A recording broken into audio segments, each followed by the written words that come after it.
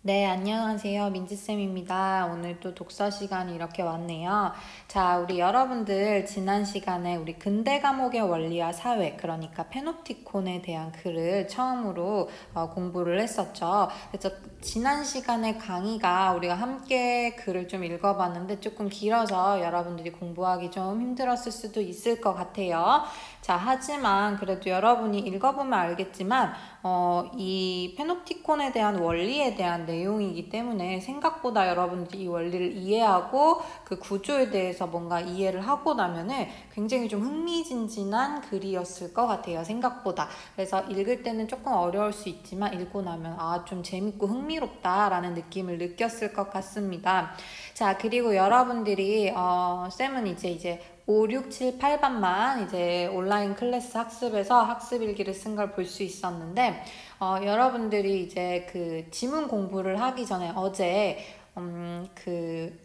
직접 여러분들이 그 포트폴리오에 스스로 글을 읽고 한번 정리해보는 연습이, 좀 뿌듯하기도 하고 하지만 좀 생각보다 어렵다라는 내용의 글을 많이 남겼더라고요. 자, 여러분들이 근데 글을 읽을 때 중심 내용을 문장을 어떻게 딱 정리할까 이렇게 생각하면은 상당히 부담스러워요. 그거는 쌤도 부담스러워. 그래서 그거에 너무 집중하기보다는요, 한 문단을 읽어가면서 중심 내용, 이 문단에서 중심 내용, 지금 중점적으로 말하고 싶은 내용이 뭘까? 그거에 대한 핵심어, 그리고 밑줄, 요거를 좀 집중적으로 하다 보면은, 거기에 집중해서 하다 보면은 중심 내용 문장을 이렇게 간추리는 거는 그냥 적당히 그 내용을 다듬으면 돼요. 핵심어를 살짝 바꾸기만 해도 되고요. 거기에 살짝 핵심 문장을 좀 줄여서 표현해도 되고요. 그리고 그거는 사람마다 약간 다른 방식으로 표현을 해도 되는 거기 때문에 그 문장 내용 정리 자체에 집중하기보다는 이 문단 안에서 핵심어가 무엇이고 핵심 문장이 무엇이고 결국 이 사람이 말하는 건 무엇일까를 내가 이해하는 거에 조금 더 중점을 맞춰주세요. 그래서 항상 글을 읽을 때 정답은 없다라고 이야기를 하는 겁니다. 영 틀린, 의도와 다르게 영 틀린 방향으로만 해석하지 않으면은 딱히 큰 정답은 없기 때문에 여러분들이 너무 부담 가지지 않고 이해를 해도 괜찮을 것 같아요. 자, 그래서 여러분들이 지난 시간에 그래서 스스로 했던 내용들을 같이 글을 읽어가면서 한번 정리를 해봤었는데, 지난 시간에 내용 정리했던 거 한번 떠올려보고 우리 바로 내용 구조도로 한번 넘어가 보도록 합시다. 자, 우리 보면은 지난 시간에 우리 처음에 여기 교과서 지문과 PPT 내용을 함께 훑어가면서 보도록 할게요.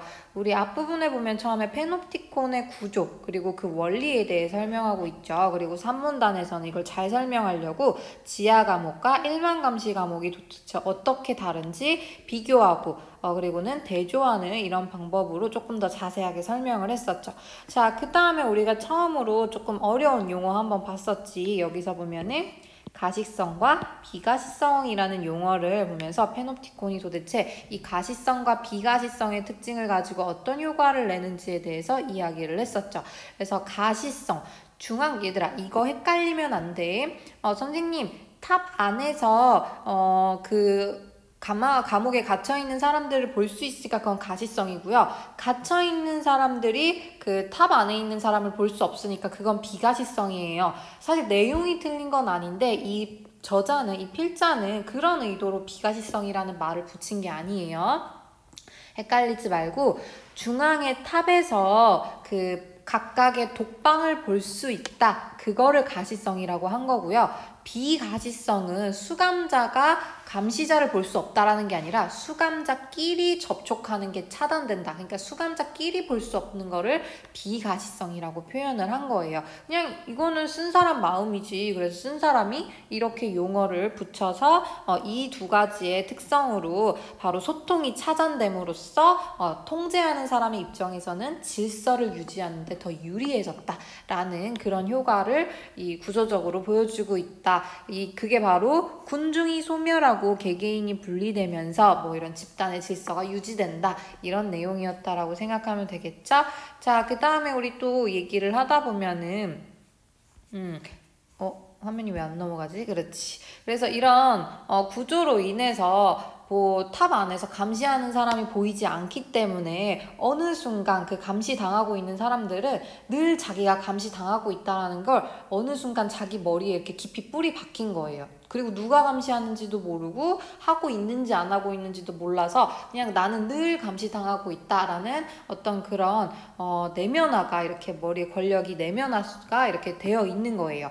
그래서 권력의 자동화, 그러니까 감시작용이 중단되더라도 그걸 알 수 없고 그 효과가 계속된다. 그리고 권력의 비개성화, 감시하고 있는 사람이 누구인지 모르지만 그리고 누구인지도 중요하지 않다라고 했었죠. 이 구조 자체에서 우리 그 감시받는 사람은 약자가 될 수밖에 없고 거기에 복종할 수밖에 없는 그런 구조 시스템 자체로 이런 관계가, 권력 관계가 형성된다라는 걸 이야기했어요. 그래서 이거를 권력의 비개성화라고 표현을 했죠. 자, 학습일기에 보니까 어떤 친구들이 비개성화를 그 수감자를 비개성화했다라고 이렇게 이해를 한 친구들이 있더라고요. 그게 아니라 감시하고 있는 사람이 누구인지 중요하지 않은 권력의 비개성화라고 표현을 한 거예요. 그러니까 그 탑 안에서 감시하고 있는 사람이 애기인지 아니면 그냥 진짜 관심 없는 그냥 지나가는 아줌마인지 아니면 진짜 실제로 아무도 없는지 그런 건 중요하지 않고 우리가 구조 자체에서 그 권력의 감시를 당하고 있기 때문에 이거를 권력의 비개성화, 그러니까 개성적인 누군가 그 개인의 카리스마로 인해서 우리가 통제되고 있는 게 아니다라는 거를 권력의 비개성화라고 표현을 한 겁니다. 그래서 밑에 보면은 늘 감시되고 있다라는 그 권력의 자동화에 의해서 수감자의 불안감을 증가시키고 수감자가 권력 구조에 길들여져서 스스로 예속화된다. 이제는 어느 순간 보면 자기가 아무도 누가 뭐라고 하지 않았는데도 내가 그 권력에 스스로 복종하고 있다라는 거를 권력의 내면화라고 표현을 한 거죠. 이게 바로 그 페놉티콘에서 나오는 다 효과라는 내용을 한 거예요. 자, 그러면서 이런 일만 감시 과목, 그러니까 페놉티콘은 우리 주변에 어디에서든지 볼 수 있고 어디에서든지 쓰일 수 있다, 보편적이다 라는 얘기를 했죠. 그러면서 앞에 했던 내용들을 쭉 정리하면서 권력의 자동화와 비개성화로 인해서 권력관계가 내면화되고 그리고 감시받는 사람이 자발적으로 예속화되기 때문에 굉장히 가성비가 좋아. 감시 대상의 수요는 증가하고요. 감시 주체의 수요는 감소한대요. 이 말 헷갈리면 안 된다 그랬어요. 그러니까 감시를 받는 사람은 무한하게 늘어날 수 있어. 효율성이 높다라는 거죠. 독방을 여러 개 만들면 되니까. 근데 감시 주체, 감시하는 사람은 감소한대요. 그러니까 한 명이 여러 명을 감시할 수 있기 때문에 가성비가 짱이다. 그리고는 효율성이 굉장히 높다라고 해서 이게 권력의 효율성을 증가시키는 데 기능을 한다. 그렇기 때문에 여기저기 많이 쓰일 수 있다. 현대 권력 관계나 어떤 사회적인 그런 정치 관계 이런 거에서도 많이 쓸 수 있다. 인간을 감시하는 모든 시설에 적용이 가능하다라는 이야기를 하고 있었어요.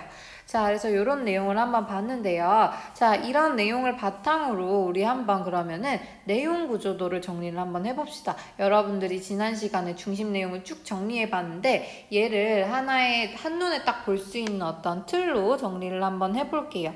그 전에 우리 이 글 쓴 작가에 대해서 한번 얘기를 한번 해볼게요. 미셸 푸코라는 프랑스의 철학자인데요. 밑에 있는 이런 얘기는 조금 어려워 보이죠? 그냥 한번 읽어놔 주세요. 이 사람이네요. 철학자처럼 생겼네. 자, 그리고는 좀 주의해야 될 게 얘들아. 맨날 이제 감시와 처벌이라는 책 아마 알 거예요. 미셸 푸코가 쓴 책이 바로 감시와 처벌이라는 책인데 실제로 쌤이 대학교 1학년 때 이제 나는 이제 대학생이 됐으니까 굉장히 수준 있는 책을 열심히 읽어서 똑똑해져야지 라고 하면서 이제 대학 도서관을 우리 중앙도서관이라고 하거든요. 중도에 가서 감시와 처벌, 미셸 푸코의 감시와 처벌을 빌려왔어요. 책이 이따만해, 두꺼워요. 그래서 방학 동안에, 여름방학 동안에 그걸 읽으려고 하는데 한 장을 읽고 잠들고 한 장을 읽고 잠들고 해서 여름방학 내내 5장을 채 못 읽고 도로 반납을 했던 그런 기억이 있어요. 굉장히 어려운 내용이었던 것 같은데 그 내용의 이제 일부가 요 내용이라고 할 수 있는데 내가 이 얘기를 왜 하느냐 간혹 헷갈리는데 얘들아 미셸 푸코가 페놉티콘을 만들었다라고 생각하면 안 돼요. 이따가 한번 또 정리하겠지만 여기 맨 1문단에 보면은 벤담의 페놉티콘이라고 나오지. 페놉티콘은 벤담이 만든 거고요. 이 미셸 푸코는 이런 페놉티콘이 바로 권력 관계라던가 이런 그 감시 구조의 체제가 담겨져 있다라는 걸 자기의 이론으로 설명하려고 쓴 글이라고 생각하면 되겠어요. 자, 그럼 이제 내용 구조도 진짜 한번 그려보도록 합시다. 자, 항상 쌤이 모든 글은 처음, 중간, 끝, 서론, 본론, 결론 3단 구성으로 이루어져 있다라고 이야기를 했었죠.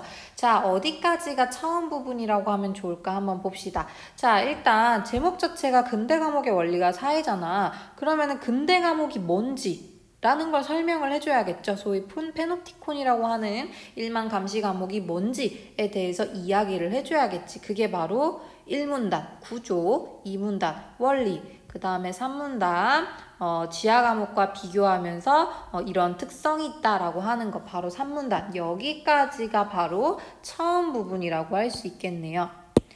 그래서 우리 조금 정리를 해보면요. 바로 1문단, 그 다음에 2문단, 3문단까지가 바로 처음 부분이에요. 이 처음 부분은 1만 감시 과목의 구조와 원리에 대해서 설명을 한 거죠. 자, 그 다음에 이제 중간 부분에서는 본격적으로 뭔 얘기를 하느냐. 1만 감시 과목이 이러이러이러한 감시 효과가 있어 라고 쭉 얘기를 하잖아. 중간 부분에서. 그러면서 우리가 말하는 어려운 얘기 아까 막 가시성, 비가시성, 권력의 내면화, 자동화, 예속화 이런 얘기들이 쭉 나오죠. 거기 부분이 쭉 중간 부분이라고 이야기를 하면 되는데요. 결국 중간 부분을 통째로 묶어서 하고 싶은 말은 뭐냐면은 1만 감시 과목, 즉 페놉티콘에는 이런 원리 구조, 아까 앞에서 봤던 이런 원리 구조 때문에 이러이러한 감시 효과를 거둘 수 있어 라는 내용을 얘기한 거예요. 자, 근데 그거를 중간 1, 중간 2 이렇게 두 가지로 나눠서 효과가 있다라고 설명을 했네요. 자, 그러면 첫 번째 중간 1이라고 쉽게 한번 붙여볼까요? 중간 1. 중간 1에서는 소통이 차단되고 질서가 유지된다라고 이야기를 했었죠. 아까 뭔 얘기를 하면서 우리가 소통이 차단되고 질서가 유지된다 그랬어. 그렇지. 아까 여기 3문단부터 가시성, 비가시성 얘기를 했었죠. 그래서 가시성, 비가시성으로 질서가 확보되고 그리고는 어떤 통제가 가능하다라고 이야기를 했었죠. 그래서 우리 중간 1 부분에 해당하는 건 바로 4문단, 5문단이라고 이야기를 하면 되겠네요. 자, 그 다음에 그래서 이제 6문단부터는 권력의 내면화대해서 얘기를 했지. 바로 그 가시성의 효과 중에서 이제 본과 보임의 결합의 분리라고 했었지. 그러니까 이게 바로 감시자는 볼 수 있지만 수감자는 볼 수가 없고 그래서 늘 감시당한다고 생각하기 때문에 권력이 자동화되고 그리고는 그 감시하는 사람이 누군지는 중요하지 않은 비개성화 라는 걸 설명하면서 그래서 권력이 내면화되는 거야 라는 걸 설명했었죠. 그래서 우리 이 부분은 중간 2 부분으로 바로 6문단, 7문단, 그 다음에 8문단, 9문단, 좀 기네요. 10문단, 그리고는 11문단 까지가 권력의 내면화대해서 계속 이야기를 하고 있네. 그래서 권력이 이렇게 내면화가 되는 거야 라고 얘기를 하고 있죠. 여기까지가 중간 부분의 1만 감시 과목의 감시 효과인데 병렬적으로 중간 1, 첫 번째 그 효과, 두 번째 효과 이렇게 해가지고 나눠서 설명을 했어요. 자, 그 다음에 마지막 끝부분 보면은 끝은 뭐냐. 결국에 근데 이런 1만 감시 과목은 여러 군데 많이 쓰일 수 있어. 그리고는 우리 사회 곳곳에서도 볼 수 있어 라고 하면서 소위 쌤이 그때 얘기했죠. 가장 쉽게 흔히 볼 수 있는 게 CCTV, 일종의 CCTV 이런 거 있을 수 있고요. 그리고는 어떤 친구가 그때 SNS, 어떤 친구가 학습일기에 썼던 것 같아요. SNS라던가 아니면 악플, 이런 것들이 보면 다 이런 1만 감시 과목에 어떤 그런 원리가 들어있는 것 같기도 하다라고 학습일기를 썼던 것 같아요. 똘똘한 친구죠. 자, 그 다음에 마지막 끝부분 한번 봅시다. 그래서 이런 보편성 그리고 이런 보편적인 활용 가능성 장점이 있기 때문에 이거 바로 끝부분에서 마무리하는데 여기가 바로 12문단이 이렇게 될 수 있겠죠. 자, 그래서 요 중간에 중간에 이 말을 좀 빼고 표로만 그리면은 이게 바로 내용 구조가 되겠죠. 처음의 부분은 1, 2, 4, 그 다음에 중간 1은 4, 5, 중간 2는 6, 7 이렇게 6, 7, 8, 9, 10, 11 병렬적으로 이렇게 두 개로 나눠지는 거고요. 중간이. 그 다음 마지막 끝부분은 12 이렇게 내용 구조도를 정리를 하면 되겠네요. 자, 한눈에 이렇게 보고 나니까 내용이 머릿속에 쉽게 들어오죠. 자, 이 내용을 바탕으로 글 한번 정리해 봅시다. 자, 이 글의 갈래는요, 논설문이에요. 선생님, 1만 감시 과목을 설명한 설명문 아니에요? 이렇게 생각할 수도 있어요. 자, 근데 이 사람의 글의 의도를 보면 뭐냐면은 그래서 특징이 좀 설명적이고 묘사적이고 분석적이라고 나오긴 했죠. 왜냐하면은 페노프티콘에 대해서 설명하고 구조의 원리를 설명하고 그 다음에 그 효과를 분석하고 라고 했으니까. 근데 이 사람이 진짜 말하고 싶었던 거는 뭐냐면은 페노프티콘에 이러이러한 원리가 있고 이런 효과가 있어. 이런 것들을 설명하면서 이게 바로 권력의 작동 방식과 굉장히 밀접한 관련, 그러니까 권력이 어떻게 사회 구조에 적용이 되는지가 이거랑 굉장히 밀접한 관련이 있어 라는 걸 자기 이론으로 말하고 싶었던 거예요. 이 바로 미셸 푸코라는 사람이. 그래서 요거는 사실은 논설문이라고 할 수 있습니다. 자, 이 글의 특징 한번 보면은요, 얘들아, 사실 여러분이 읽은 내용 있지.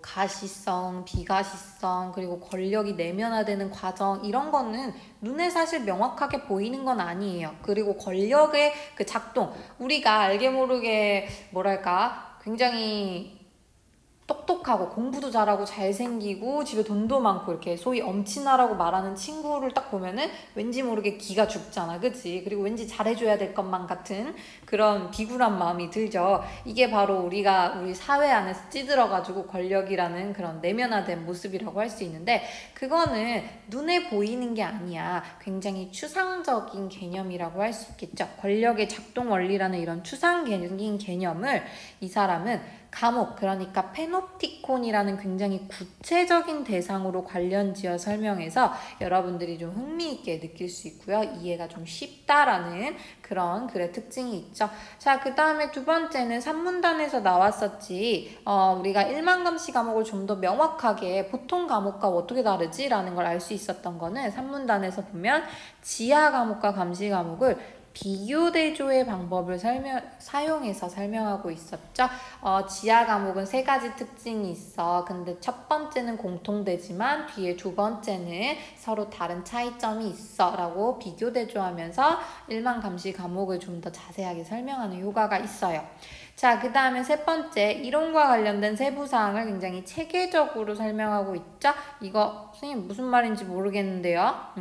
네가 어렵게 생각했던 가시성, 비가시성, 권력의 내면화 이런 거를 체계적으로 천천히 하나하나 설명해줬다라는 그런 말이라고 그냥 생각하면 돼요. 자, 그래서 이 글의 특징에 대해서 간략하게 살펴봤는데요.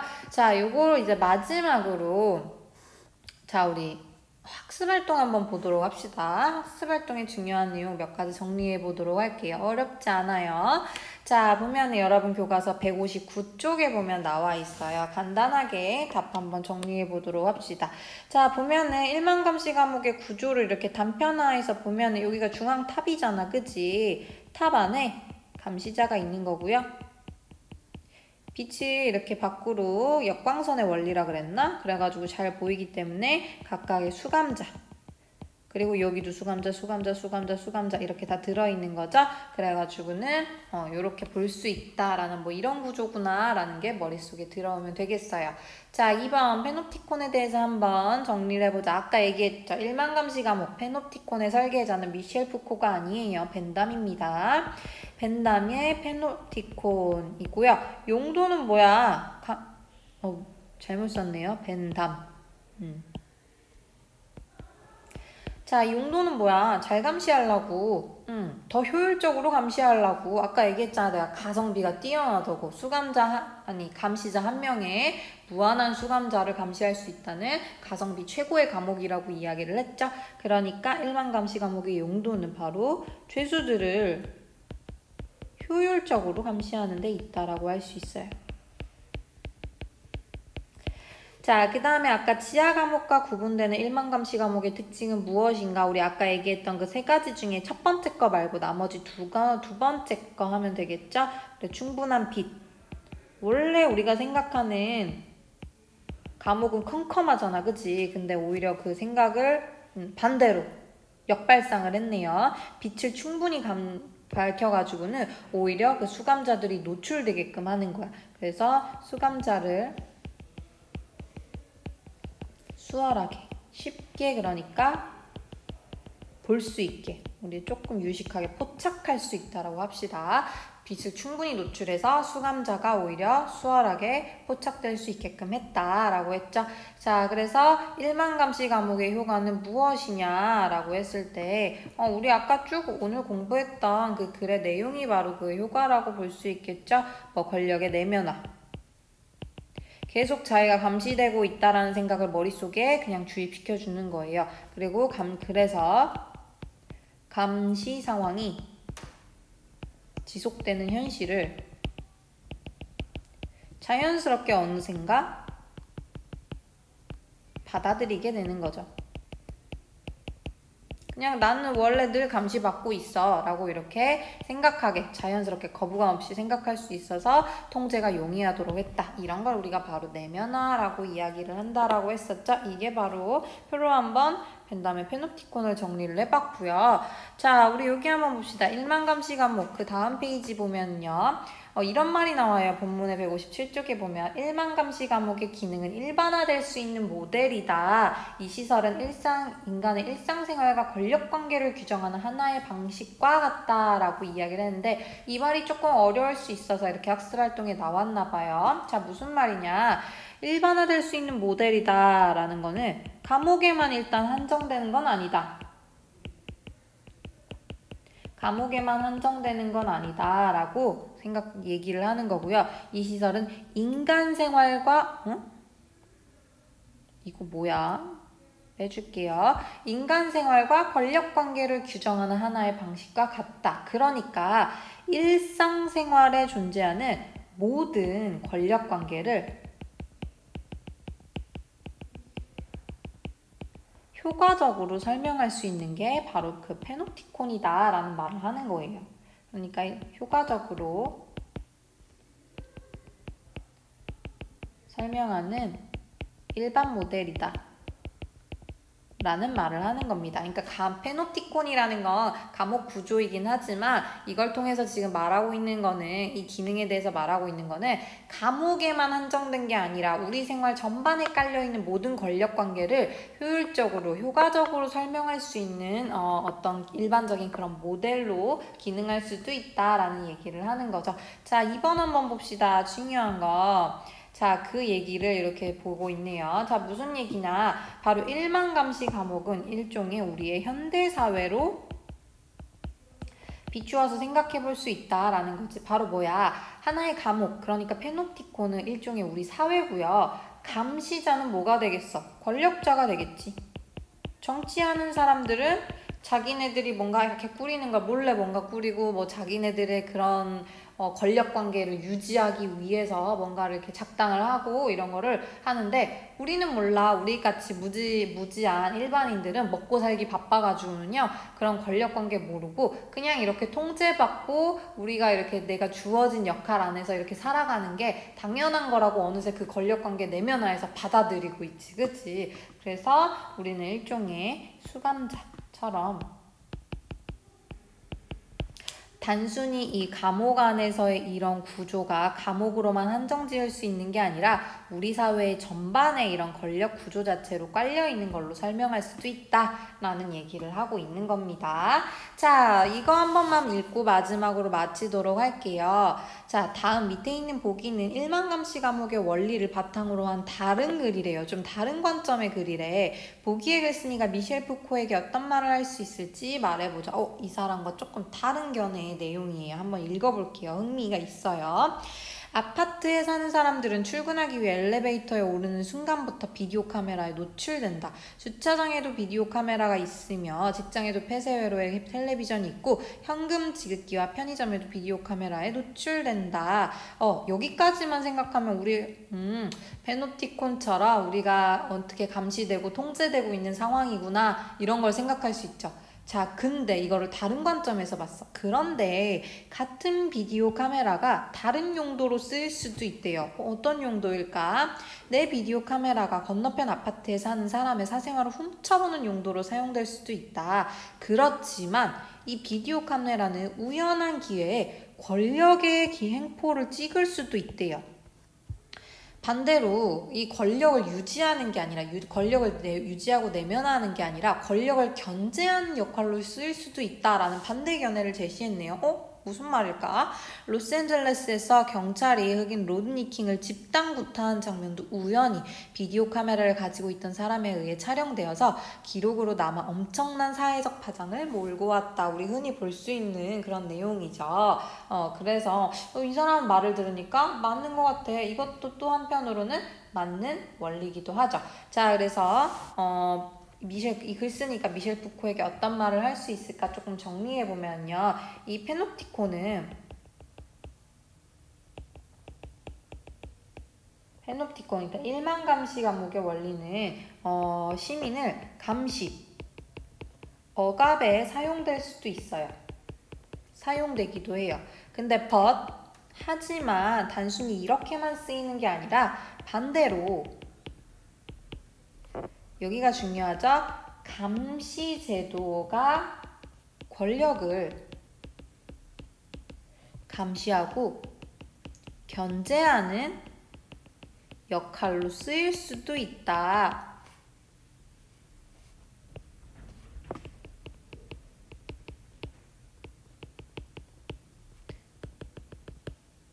이 사람이 말하는 건 바로 여기가 중요하다라고 할 수 있겠죠? 단순히 감시하고 억압하는 게 사용되는 게 아니라 감시 제도 이 자체가 권력을 감시하고 오히려 권력을 견제하는 역할로도 사용될 수 있어 라고 이 사람이 미셸 푸코에게 반대 의견을 제시할 수도 있겠네요. 자, 우리 여기까지 우리 한번 내용을 쭉 살펴봤는데요. 그래서 오늘 여러분들이 내용 구조도까지 하면서 중심 내용을 다시 한번 정리해보고 읽어봤어요. 자, 여러분들이 오늘 해야 될 거는 학습 활동이랑 여러분 공부했던 거 이런 거 핵심 정리나 이런 필요한 내용들은 여러분 교과서 여백에 메모를 하면 되고요. 여기까지만 공부 잘 정리하도록 하고요. 다음 시간에 할 건 뭐냐? 여러분 아직 우리 요양문 포트폴리오 안 했지? 포트폴리오 요양문 작성은 다음 시간에 할게요. 요양문 다음 시간에 작성하고 그리고는 형성평가를 올려주면은 여러분들이 직접 한번 풀어보고 그거에 대해서 정답까지 올려주면은 한번 배웠던 내용을 잘 정리해서 다시 풀어보고 복습해보는 시간을 다음 시간에 가지도록 할게요. 그래서 이번 이 근대 과목의 원리에 대한 영상은 오늘까지 이 2가지가 끝이고요. 다음 시간엔 파일과 글로만 올라갈 거니까 여러분이 요양문 작성하고 문제 풀어보고 하고 모르는 내용이나 질문사항이 있으면 여러분 선생님들께 질문하면 되겠습니다. 자, 이렇게 공부하느라 수고 많았고요. 특히 1, 2, 3반 친구들 그리고 뒤에 90, 11반 친구들 처음으로 선생님과 함께 이렇게 수업을 함께 하게 되었는데 열심히 들어줬을 거라고 믿어요. 열심히 들어줘서 고맙고 다음에 또 다른 지문으로 기회가 되면 만나도록 합시다. 자, 고생 많았습니다.